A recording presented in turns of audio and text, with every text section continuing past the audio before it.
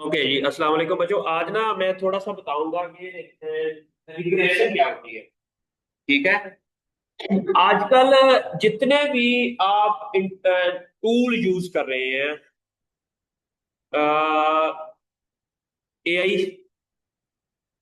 AI से related आपने yield prediction करनी है बच्चों। ओके, तो आपने क्या करना है कि जितने भी टूल यूज करने हैं, जितने भी आजकल प्रिडिक्शंस करनी है, जितने भी वेदर फोरकास्ट हो रहे हैं, अच्छा उसके लिए जो पीछे स्टैट है ना, वो क्या है? रिग्रेशन। वो क्या है? रिग्रेशन। अच्छा, हमने ये पढ़ा था कि जब हम एक्सपेरिमेंट करते हैं तो दो चीजें होती है उसमें। एक होते हैं फैक्टर्स, एक होते हैं फैक्टर्स होते हैं, और एक होते हैं पैरामीटर्स। इसमें फर्क क्या होता है?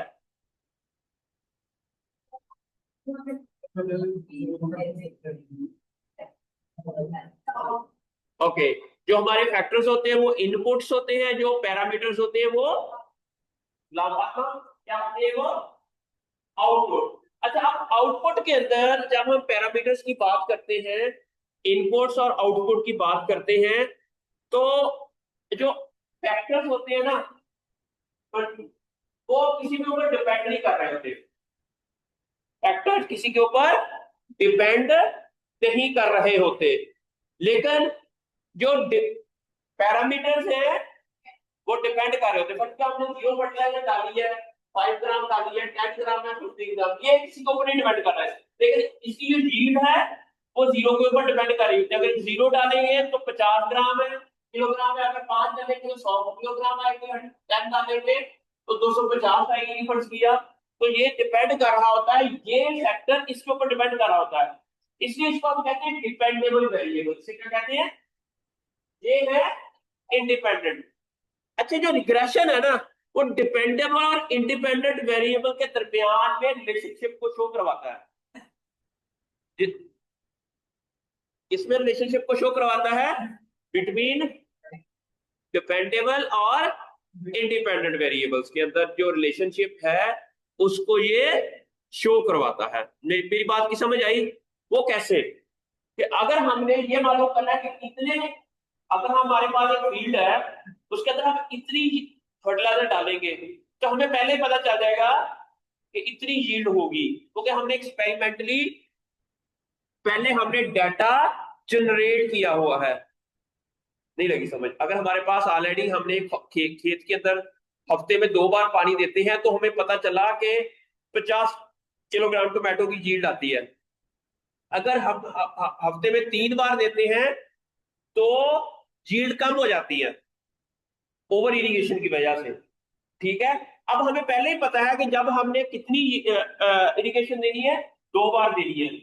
जब 2 हफ्ते में एक बार है तब भी कम हो जाती है, लेकिन तो जो ऑप्टिमम कंडीशन वो क्या है? 2 बार इन अ वीक। अच्छा, अब ये चीजें मालूम करने के लिए हमें जो एनालिसिस करना पड़ता है, उस एनालिसिस को हम कहते हैं रिग्रेशन। मैं देखता हूं कि एक बंदा फर्ज किया, हाँ, आजकल जो क्रिकेट है ना, वो मॉडर्न डे क्रिकेट, वो सारी इस रिग्रेशन एनालिसिस पे चलती है। अच्छा, एक बच्चा है, एक बंदा है, वो डेली 6,000 गेंदे फेस कर रहा है। यानी उसके सेंसेस, उसकी वो बॉडी जो स्ट्रेंथ है, ठीक है, फिर उसको खिलाया जाता है बहुत क्राउडी जगह पर, ताकि उसके जो वो अंडर डिफरेंट क्राउड कंडीशन भी अपने आप को अच्छा परफॉर्म। वो ये साइंस है इसकी पूरी की पूरी। पे वो देखते हैं कि अच्छा, एक प्लेयर जो है, एक इंटरनेशनल लेवल का प्लेयर बनाना है, उसको ये कंडीशन दी जाए, इतनी बार उसको, उसकी ये टेक्निक बेहतर की जाए। उसके अंदर सारी डाटा है। उसके अंदर क्या है?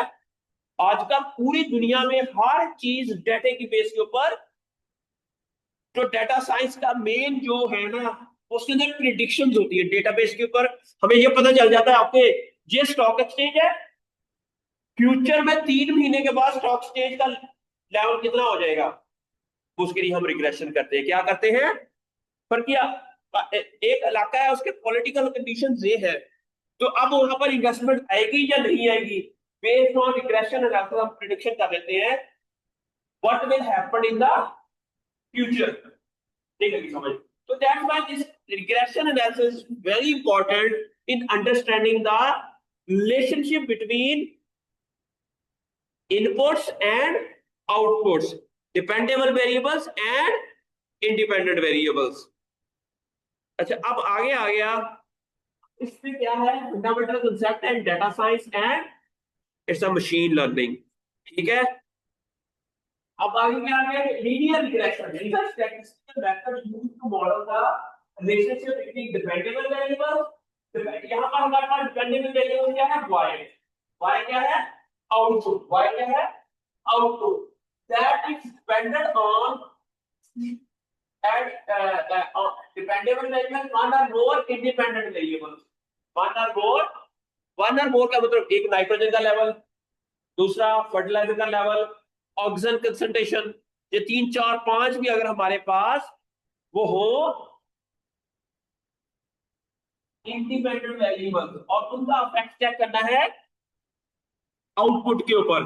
फर्ज किया हम देखते हैं कि एक मैं अगर सुबह 8 से 6 बजे तक अपना स्टोर खोलूं तो मुझे कितनी मेरी ग्राहक आते हैं, फिर शाम को मैंने 8 घंटे खोलना है, फर्ज किया मेरे पास कैपेसिटी, मैं एक ही बंदा हूं, मैं अगर 8 घंटे से ज्यादा खोलूंगा तो मुझे मेरी सेहत का नुकसान हो सकता है। अब मैंने देखना है कि मैंने कौन सा ऐसा बेस्ट टाइम है कि मैं स्टोर की ओपन रखूं, उसके ऊपर भी डाटा एनालिसिस करके लोग पूरी दुनिया में जो कस्टमर सेटिस्फेक्शन लेवल को भी चेक करने के लिए भी ये एनालिसिस करते हैं। जो एमबीए की रिसर्च करनी है आपने, सोशियोलॉजी की रिसर्च करनी है, you need to predict the behaviour of the customer. आप एक एफएसएल की कंपनी में आपने देखा कि इस इलाके के लोगों के अंदर मैंने जब मैंने देखी इस इलाके की जो टीम है ना, उस टीम के अंदर ये लोग और इनकी ये स्किल्स है, ये हो गए आपके इंडिपेंडेंट वेरिएबल। फिर आपने देखा कि इन स्केल की बेस के ऊपर जो मेरी आउटपुट क्या आ रही है, मेरी कितनी पेस्टिसाइड सेल हो रही है, वो एक हो गई। फिर दूसरे इलाके में देखा कि वहां के लोगों के ज्यादातर पढ़े लिखे नहीं है और मेरी स्केल से बंदों की और तरह की है, तो उन इलाके में अगर यील्ड कम आ रही है या सेल कम हो रही है, तो व्हाट आर द रीजन, तो व्हाट इज द इधर ही व्हाट इज द रीजन, तो we can easily predict the things based on this analysis। समझ आ गई? आपकी सारी डाटा साइंस, आपकी सारी एआई, आर्टिफिशियल इंटेलिजेंस, आपका प्रिडिक्शन, वेदर फोरकास्टिंग, हर जगह इसकी एप्लीकेशन है, हर जगह।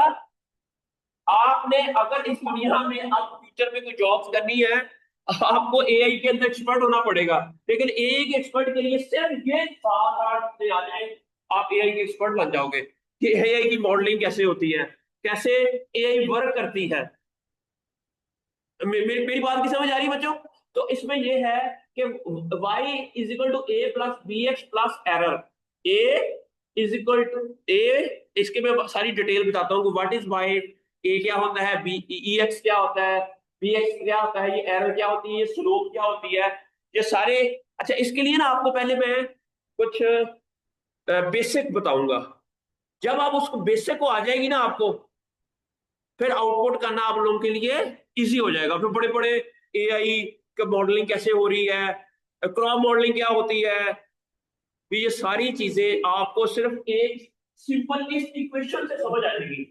आपने वेदर फोरकास्टिंग करनी है, आपने क्रॉप यील्ड को प्रिडिक्ट करना है, फ्यूचर में क्लाइमेट चेंज की वजह से किस क्रॉप की कितनी यील्ड के ऊपर इफेक्ट पड़ सकता है इस इलाके में, ये सारी चीजें प्रिडिक्शन नजूमी से रिग्रेशन मॉडल क्या करता है, नजूमी है। ये क्या है, नजूमी है, ये हमें बता देता है कि what will be happen in future. ऐसा समझ आ रही है आपको? तो आप सारी चीजें। अच्छा उसके बाद है एक simple linear regression, one independent variables है, एग्जांपल है predicting height based on age. आप लोगों की हाइट को, मतलब आपकी हाइट 5.7 है, तो उस बेस के ऊपर कि हम मालूम कर सकते हैं कि आपकी एज कितनी होगी। ठीक है, अगर हम हमारे पास इंडिपेंडेंट वेरिएबल्स हैं जो किसी पे डिपेंडिंग कर रही, एज है, आई कलर है और हाइट है, हाइट, सॉरी, एज प्रिडिक्ट करनी है। आपका आई कलर है, आपका स्किन का कलर है, हेयर्स है, ये हमारे इनपुट वेरिएबल्स है। हमने देखा कि अगर 5.7 है और आई का कलर ये हो तो नॉर्मली इन दोनों कॉम्बिनेशन से एज 20 साल की होती है। फर्ज किया हमने डाटा जनरेट किया हुआ है, अगर किसी की एज अगर उसका 5.5 हो और उसकी हेयर कलर ये हो तो नॉर्मल उसकी एज ये हो सकती है। ये हमने वैसे प्रिडिक्ट किया हुआ। लेकिन अगर हमारे पास ये डाटा हो और डाटा एनालाइज किया हो और उसको इस मॉडल के अंदर मॉडलिंग करे तो फिर हमें ये पता लग जाता है कि व्हाट द, मेरी बात की समझ आ रही है आपको? In this way you can model the data, और उससे हम एक मॉडल, मॉडल किसे कहते हैं? मॉडल क्या होता है कि वो आपकी बेस्ट जो होती है ना, शुरुआती जो भी, उनको वो मॉडल कर देते हैं, मॉडल को बता देते हैं कि आप कितने खूबसूरत होंगे। इसलिए ये जो फार्मूला है ना, जो y इक्वल टू बी, वो एक बेस्ट मॉडल को, ये एक मॉडल है। ये क्या है? एक मॉडल है, कैलकुलेशन करके आपको बता देता है कि ये काम करेंगे तो ये आएगा। ये एक मॉडल मॉडल तैयार हो गया। ये क्या हो गया? जिस तरह आप डीएनए का मॉडल तैयार कर लेते हो, आप किसी फार्मिंग का मॉडल तैयार कर लेते हो, तो उससे क्या होगा? समझ आ रही है? मॉडलिंग किसे कहते हैं? हम लीनियर रिग्रेशन से हम मॉडलिंग की तरफ पहले जाते हैं, फिर उस मॉडलिंग की बेस के ऊपर हम प्रिडिक्शन कर लेते हैं। समझ आ गई आपको? अच्छा, अब है कि इसी तरह टू और मोर इंडिपेंडेंट वेरिएबल्स हो तो वो मल्टीपल रिग्रेशन होगा। ठीक है, मल्टीपल लीनियर रिग्रेशन होगा। Predicted crop yield based on rainfall, fertiliser use and, अगर ये टेम्परेचर होगा तो इतनी यील्ड होगी, ये फर्टिलाइजर लेवल होगा तो ये यील्ड होगी, इतनी ह्यूमिडिटी होगी, यही तो वेदर फोरकास्टिंग होती है। यही समझ आ गई? Exactly the same thing we can predict using linear regression, through regression. आगे आ गया, ये क्वेश्चन है y is equal to a plus B x. अच्छा, इसके लिए स्लोप है, ये b होती है। How much y changes for each unit change in x। ये बेस करें सारे एक इस बेस के ऊपर ना हम एक एल्गोरिदम बनाते हैं। ठीक है, इंटरसेप्ट है ये। इसके लिए ना मैं आपको डाटा पॉइंट से, ये आपको बाद में समझ आएगी। फिर मैं आपको एक बताता हूं कि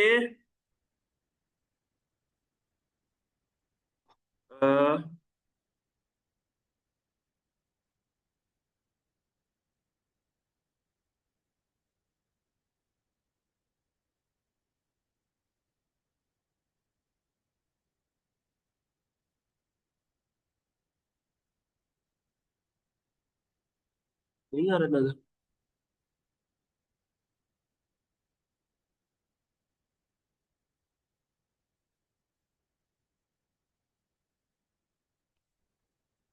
चले, अब इसको कैसे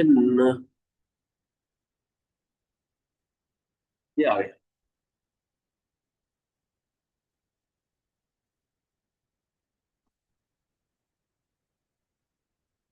ओके बच्चे, इसको कैसे देखा जाए?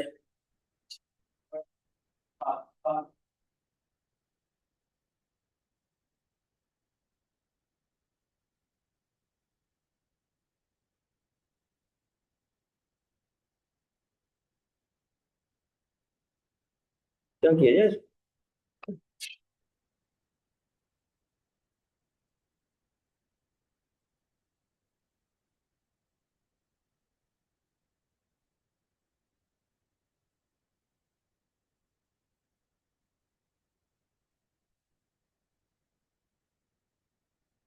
ओके, अच्छा ये बच्चों, अब मैं लिखो, कॉपी करो, कॉपी पे लिखे आप। एक्स क्या है? एक्स क्या है? एक्स वर्ड किया, पानी का लेवल है। एक्स क्या है? 0, 2, 4, 6, 8।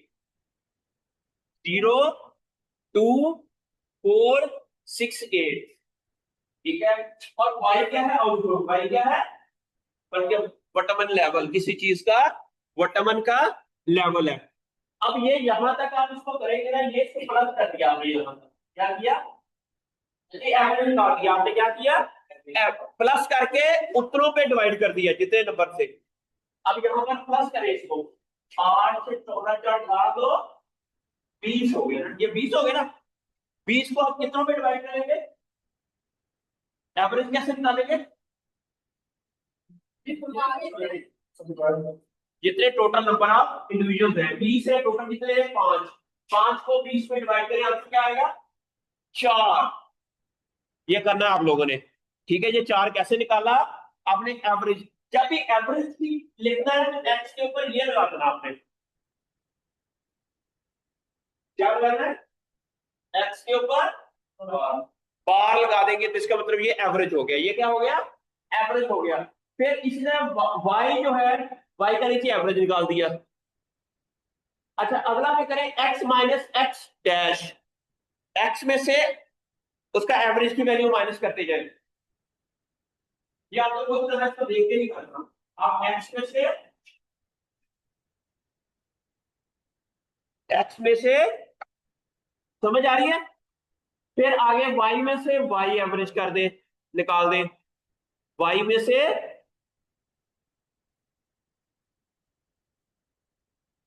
ठीक है। उसके बाद आपने करना है एक्स माइनस एक्स एवरेज, उसका स्क्वायर ले लेना,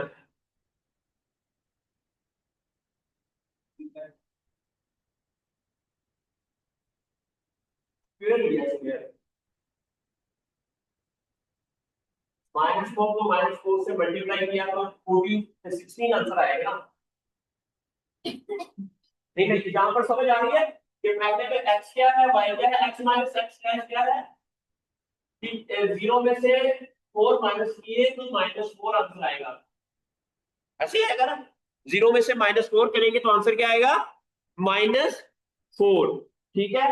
फिर आपका x माइनस x, उसके बाद स्क्वायर करेंगे तो 16 आ जाएगा। उसके बाद आपने x minus x dash multiply by y minus, तो वो जो आंसर आएगा वो ये आ जाएगा। अच्छा आपने ये डाटा जनरेट कर लेना सबसे पहले, ठीक है। आपने ये जो डाटा है वो आपने जनरेट कर लेना है। एवरीथिंग इज क्लियर,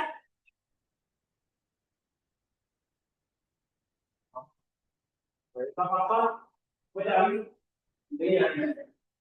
अच्छा नजर नहीं आ रहा, तो अब क्या किया जाए, अब हमारे पास है x, x की वैल्यू है कितनी 0 2 4 6 8, इसको प्लस करो कितना आंसर आता है ऐसा 20,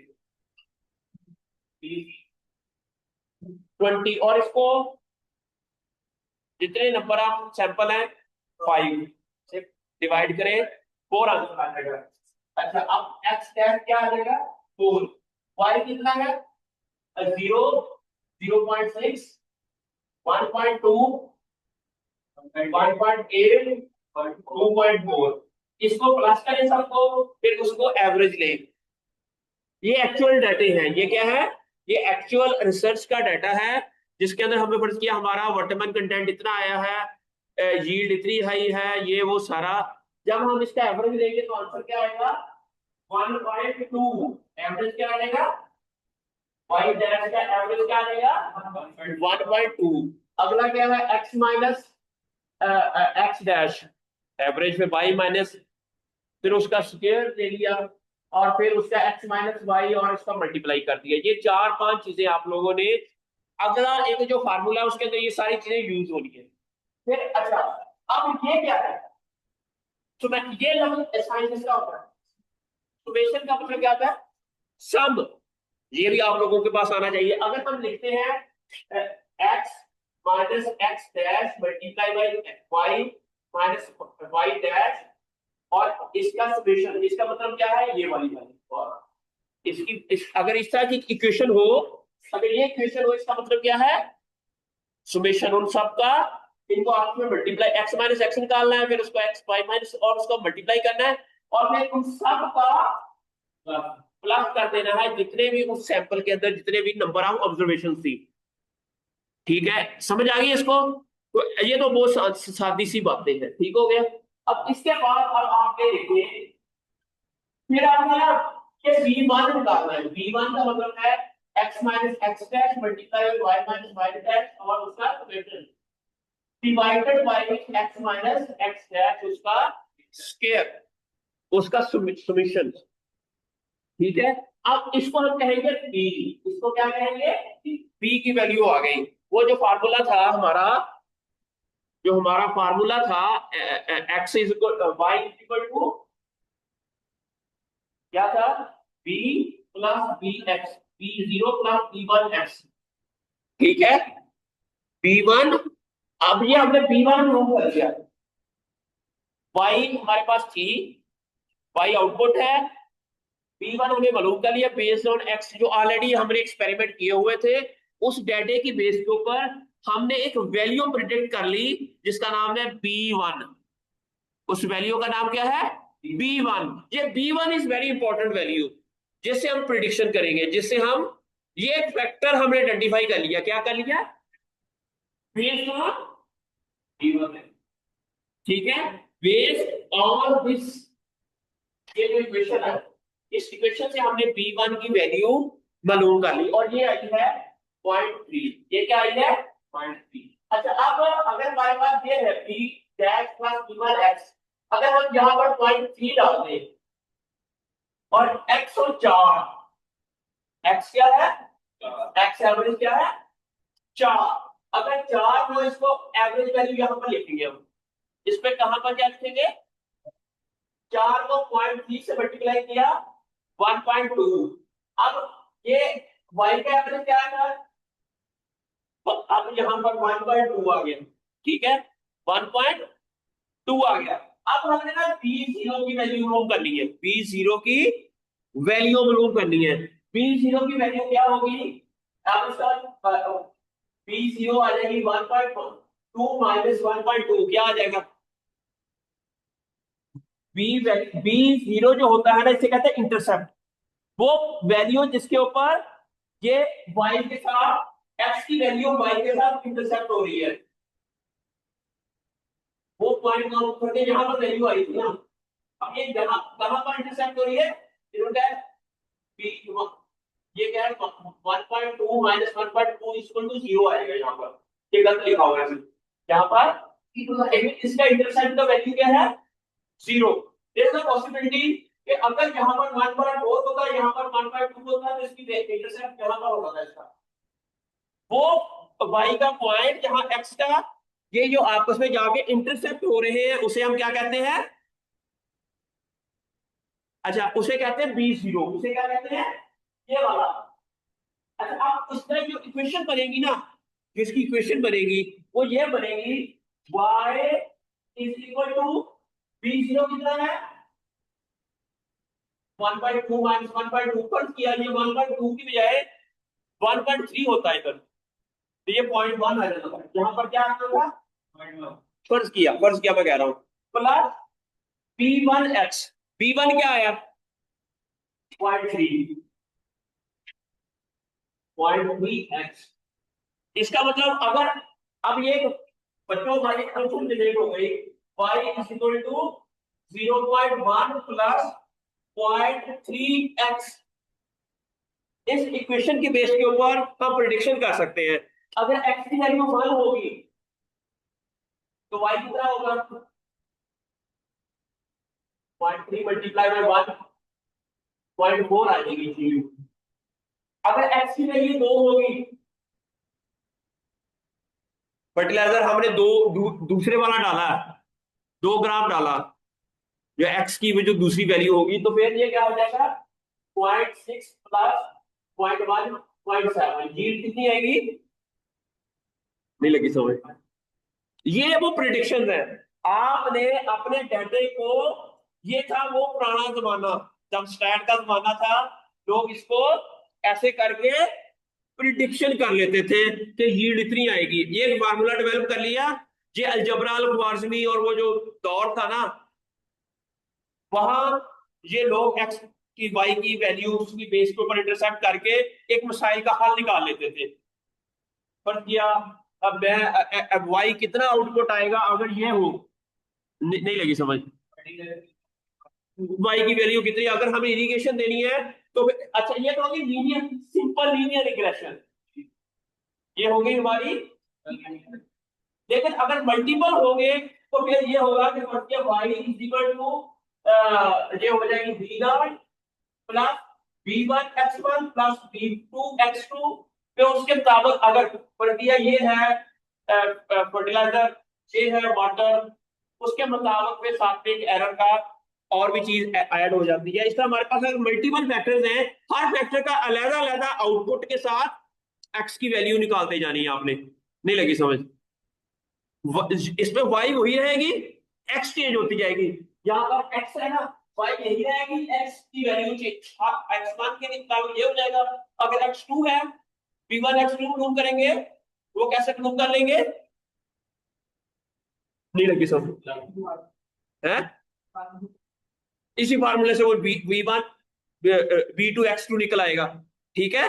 और इस तरह हमारे पास वो डिफरेंट मल्टीपल रिग्रेशन की बेस के ऊपर, अब आप लोगों ने ना इस तरह के ये मैंने एक स्टूडेंट को दिया हुआ था डाटा, ये मेरी स्टूडेंट ने बना के दिया हुआ है, एक असाइनमेंट दी हुई है, ठीक है। आप लोगों ने इस तरह की असाइनमेंट बनानी है, ठीक है। आप इसमें जाते हैं ना एक्स, और देखिए अब एक और उसने दे दिया, यहाँ पर इंटरसेप्ट थोड़ा सा आगे जाके हो रहा है, यहाँ पर भी एग्जैक्टली एक्स की वैल्यू वाई की वैल्यू और उसके मुताबिक y equal b not plus 1x, समझ आ गई।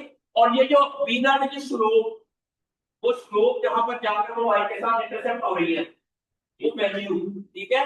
ये बड़ी इंपॉर्टेंट होती है, तो किस पॉइंट के ऊपर आपस में उसका बी के साथ इंटरसेप्ट हो रहा है। और ये स्पेस के ऊपर हम यील्ड को प्रिडिक्ट कर सकते हैं, और फर्टिलाइजर के बेस के ऊपर हम generate an equation that can help us in the future prediction. अब ये काम कौन करता है? सॉफ्टवेयर। हमारे पास यील्ड का डाटा है, हमारे पास फर्टिलाइजर का डाटा है, हमारे पास पोस्ट हार्वेस्ट शेल्फ लाइफ का डाटा है। अब आपने ये काम जो पाइथन से कर सकते हैं, आर से कर सकते हैं, एक्सेल से कर सकते हैं। इसलिए आपको मॉडर्न हॉर्टिकल्चर के अंदर अब आपको ये चीजें नजर आएंगी। बच्चे समझ आ रही है आपको? ये वो डाटा है जो कि पुराने जमाने में ऐसे होता था, और ये हमारे बच्चे करते थे सबको।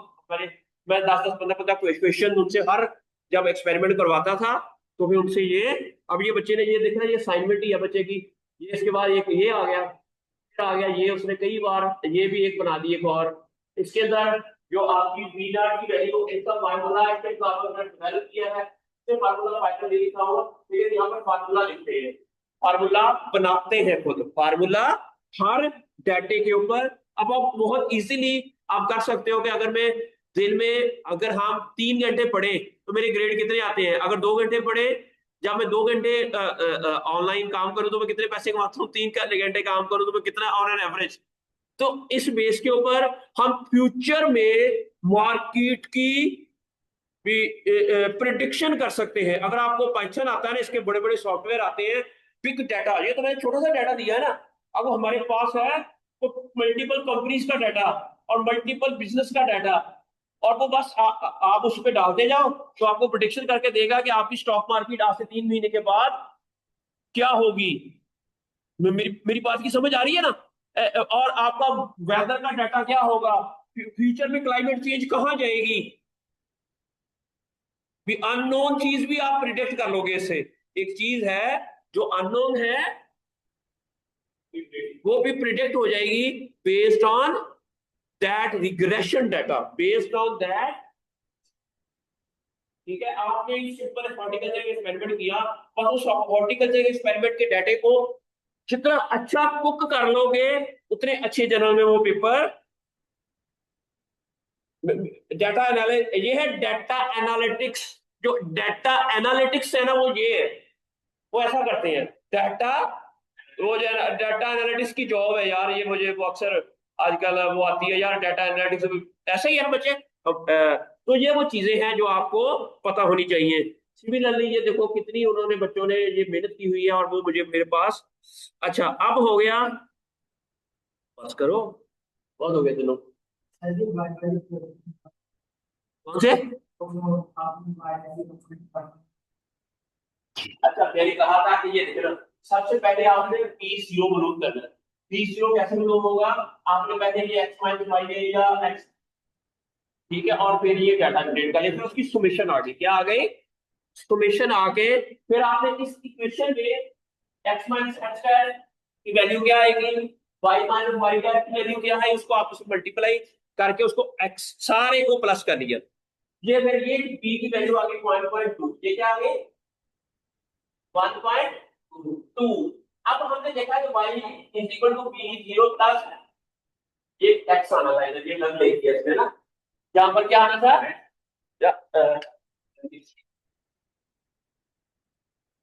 y is equal to bx b1x, ठीक है। अब इसमें क्या करेंगे, वैल्यू कैसे क्रिएट करेंगे, आउट एवरेज वैल्यू क्या है y की, यहां पर पहले शुरू में जब आपने ये इक्वेशन बनानी है तो पहले एवरेज वैल्यू देनी है, यहां पर क्या इक्वेशन बनाने के लिए क्या देनी है, एवरेज वैल्यू। जब आप एवरेज वैल्यू इधर भी देंगे, एवरेज वैल्यू एक्स वाली भी देंगे, और b1 नाड़ आपने मालूम कर लिया ऐसे, अब b1 मालूम करना है आपने, पहले b1 मालूम करना है, b1 मालूम करने के लिए क्या करेंगे, यार b0 में चला जाएगा और फिर ये इसके साथ मल्टीप्लाई कर रहा है, उधर जाके ये डिवाइड हो जाएगा, यही फार्मूला है ना जो अलजेब्रा हमने पढ़ा हुआ है, सिंपल अलजेब्रिक इक्वेशंस है ये, ठीक। वो तो आती है आपने, इसलिए तो आपको 9th 10th में अलजेब्रा पढ़ाया जाता था, ठीक है ना। आप समझे भी क्यों पढ़ाया जाता था, ताकि now you can solve the problems, ठीक हो गया। जब ये सारा हो जाएगा फिर हमारे पास बी नॉट की वैल्यू आ गई, उधर जाके नहीं देना यार, सिर्फ आ गया उधर क्या देखते हो। अच्छा, अब ये y की dash is equal to b dot हमने मालूम कर लिया, b1 भी हमने मालूम कर लिया, ठीक है। अब हम क्या करेंगे, हम एक फार्मूला डेवलप करेंगे, फार्मूला के अंदर हम अब y इज इक्वल टू, अब वैल्यू नहीं y की ऐड करनी, हमने b नॉट और b1 की वैल्यू फाइंड कर ली है। अब हमने यहाँ पर y is equal to b not की वैल्यू है ये बच्चे, ये है b नॉट की वैल्यू जो है यहाँ पर 1.2 है, क्या है 1.2 प्लस b1 की क्या है, बी नॉट की सॉरी ये है 1.65, ये इधर आ गई, और 1.2 क्या है b1 की प्लस 1.2 x नहीं, x तो वहां पर तो एवरेज लिख ली ना हमने, अब हम देखेंगे कि x कितना डालें तो y की कितनी वैल्यू आएगी, तो x कितना पड़ गया, x की वैल्यू हम कितनी डालेंगे तो y की कितनी वाली, ये वो फार्मूला है जो प्रेडिक्शन वाला है, नहीं लगी समझ,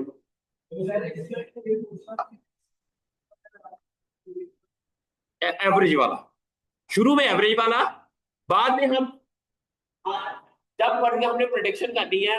अब मैं मशीन को बताऊंगा, फर्ज किया आप चैट जीपीटी से आप पूछते हो कि अगर मैं फर्टिलाइजर, उसने कहा कि आप इतना फर्टिलाइजर डालो,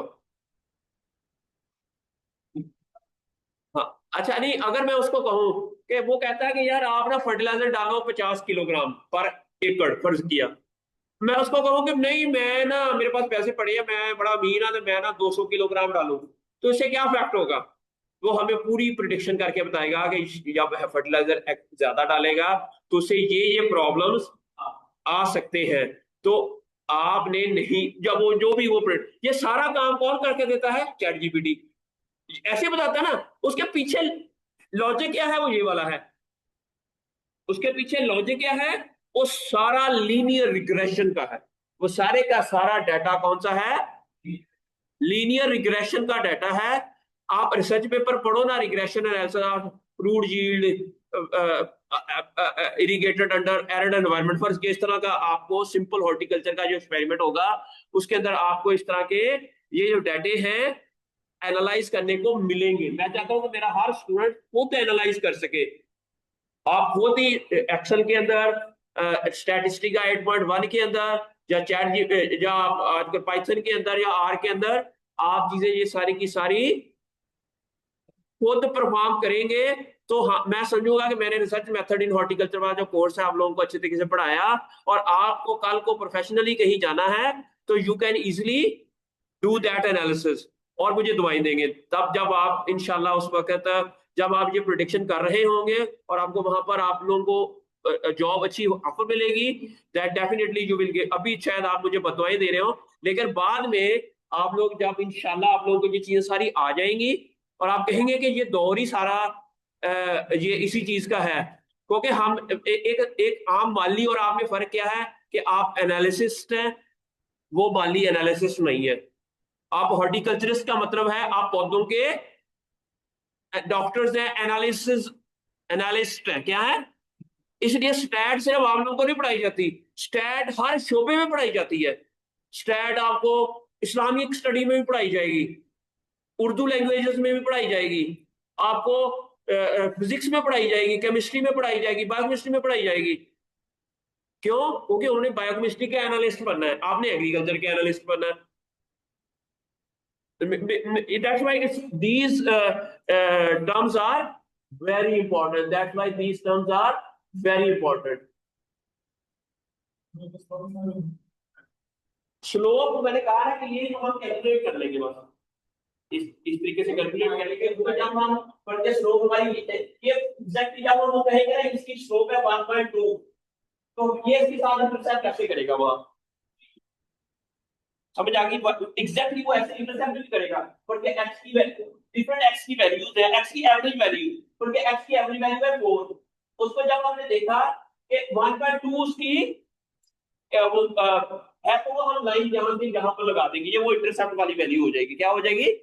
इंटरसेप्ट वाली वो वैल्यू हो जाएगी। समझ आ रही? अब जस्ट ये मैं प्रेजेंटेशन फाइनल खत्म कर दूं, उसके बाद छुट्टी।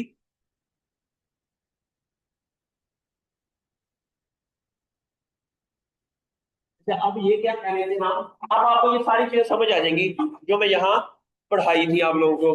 क्या था कि linear relationship between x and Y, independent homogeneity equal to variation of the error, normal distribution of error. इसको बाद में, एक मिनट पहले हम यहाँ पर आते हैं। Simple equal one independent variable है। एग्जांपल क्या है? Predicted height based on yield. हम मतलब मालूम कर सकते हैं, कर सकते हैं। आप लोगों ने, आप मुझे कल बता के आना कि अगर 5.7 एक बंदे की हाइट है तो उसकी एज कितनी होगी, और बीएमआई इंडेक्स इतना होना चाहिए। एक बंदे की हाइट इतनी है, वेट इतना है, तो उसका बीएमआई वो हमें प्रिडिक्ट करके देता है कि आपकी आपका जो वेट है वो इतना होना चाहिए, तो आइडियल है। ये भी वही है। मेरी बात की समझ आई है आपको? वो सारी एग्जांपल है प्रिडिक्टिंग क्रॉप यील्ड। एंड उसके बाद है y equal to a plus bx, वही वो उन्होंने नाम डिफरेंट दे दिया है, b0 प्लस b1x या a प्लस bx। ठीक है। अच्छा, अब है स्लोप है showing how much y changes for each unit change in x।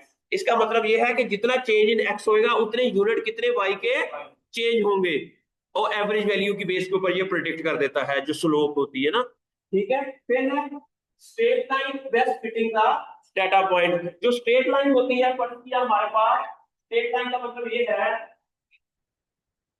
पढ़ती हमारे पास इसके ऊपर हीट इतनी आती है, इससे इतनी आती है, पढ़ती इससे इतनी आती है।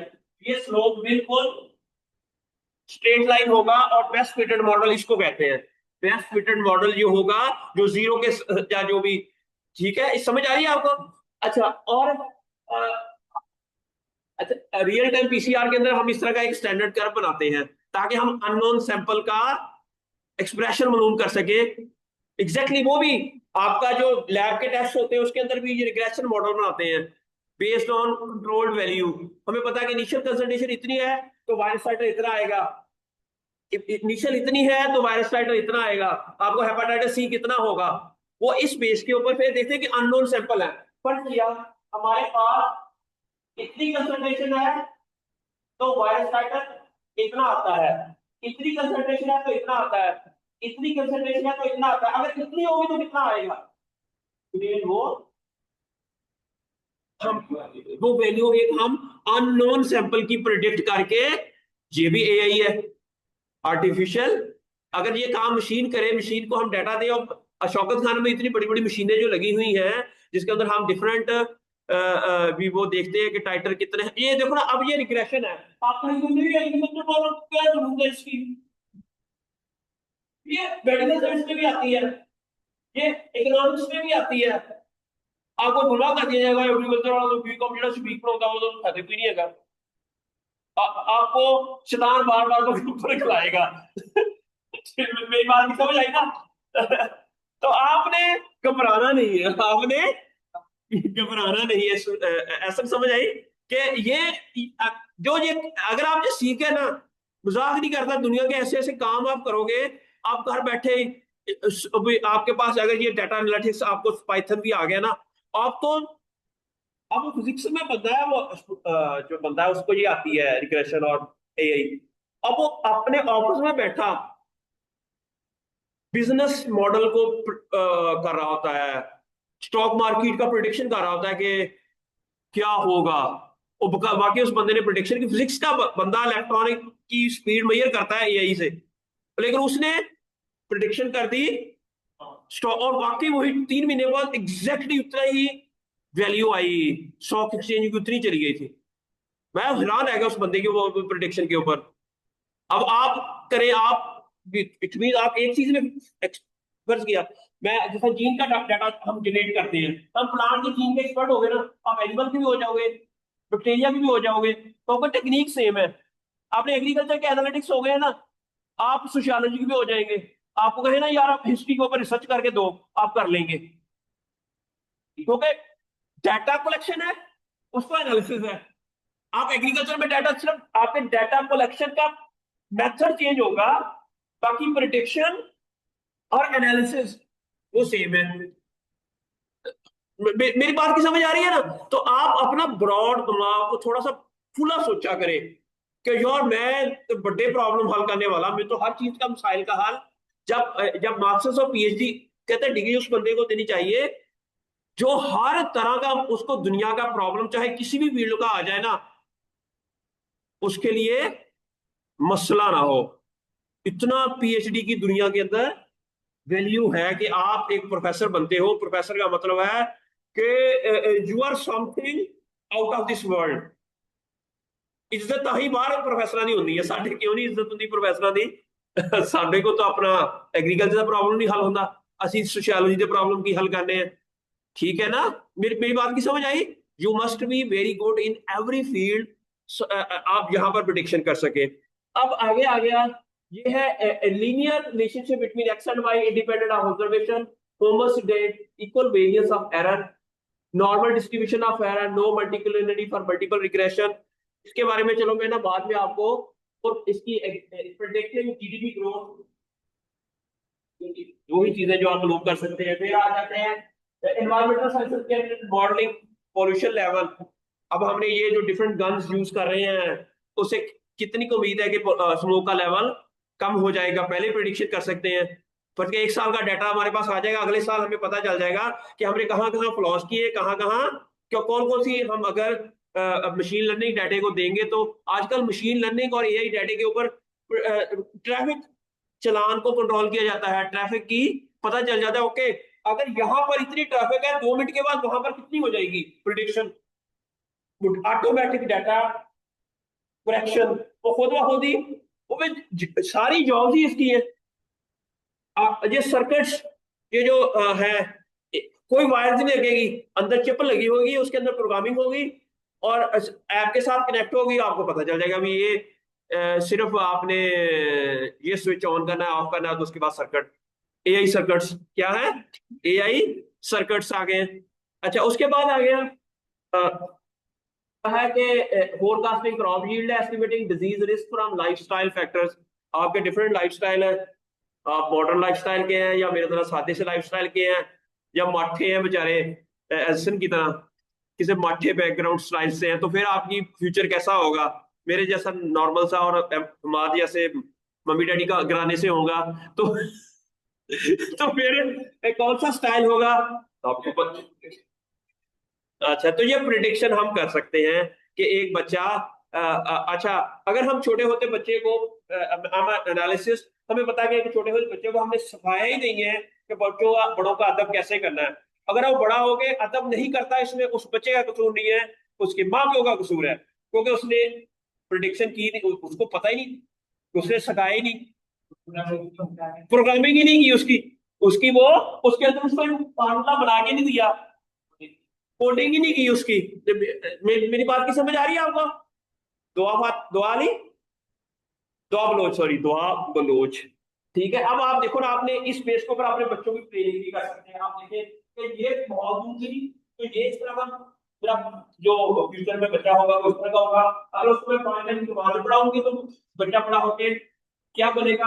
अगर उसको मैं छोटे होते सिर्फ गाड़ी सिखाऊंगी तो बड़ा होके क्या बनेगा? तो मेरी बात की समझ आ रही है? अब वो आपने मॉडलिंग, आप मॉडलिंग करती नहीं, आपने पहले सोशियोलॉजी के पेरेंटिंग के पेपर पढ़े, उसमें देखेंगे कौन सा डाटा क्या देंगे तो लाइफस्टाइल क्या होगा। समझ आ गई आपको? फिर डाटा सेट है रेनफॉल वर्सेस क्रॉप यील्ड, ठीक, रिग्रेशन मॉडल में आपके ये देखो 2.3 प्लस 0.8x, ठीक है, एक्स है रेनफॉल। अगर 1 मिलीमीटर बारिश होगी तो कितने यील्ड आएगी? 2 मिलीमीटर बारिश होगी, 100 मिलीमीटर बारिश होगी, समथिंग लाइक दैट ना। तो ये interpretation for every 1 millimetre increase in rainfall, जीट इंक्रीज बाय 0.8 यूनिट। प्रिडिक्शन कर दिया, जुआरा नजूमी, जुआरा नजूमी, समझ आ गई? ये वो इसके अंदर फिर ये आर स्क्वायर के बारे में भी आपको समझ नहीं आएगी, मैं नेक्स्ट इंशाल्लाह क्लास में आपको बताऊंगा व्हाट इज आर स्क्वायर। और आर स्क्वायर नॉर्मली हम यूज करते हैं कि आपका जो डाटा है ना, जो आई है, वो एवरेज से कितना डाइवर्ट वो कर रहा है, इसके बारे में ये एरर हमें मालूम करने के लिए बताता है। लेकिन इसको भी मैं आपको बताऊंगा तो आपको पिछला सारा भूल जाएगा। तो नेक्स्ट इंशाल्लाह क्लास में आपको बताऊंगा व्हाट आर इसके फर्दर, इसके अंदर हम कैसे प्रिडिक्शंस कर सकते हैं, कैसे चीजों को लेके जा सकते हैं। Hopefully you enjoy the lecture today और दिस विल डेफिनेटली